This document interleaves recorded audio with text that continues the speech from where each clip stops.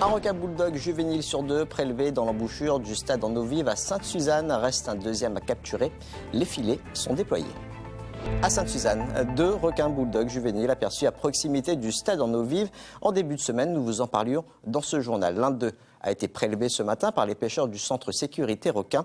Pour le moment, le bassin en eau vive reste fermé. Ophélie Maraval. Près d'1 mètre de long, des dents certes petites mais bien aiguisées, ce requin bulldog juvénile avait établi résidence dans le bras de la rivière Sainte-Suzanne.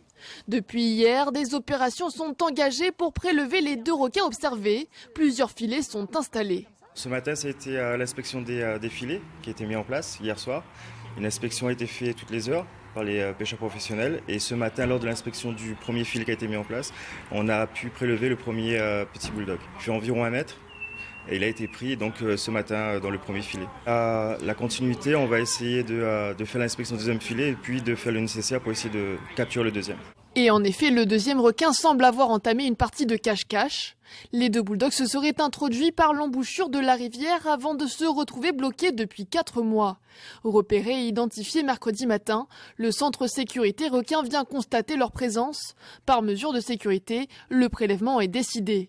En attendant, les activités nautiques sont suspendues. Dès que le site est sécurisé, dès que les juvéniles auront été prélevés, on pourra reprendre les activités normalement.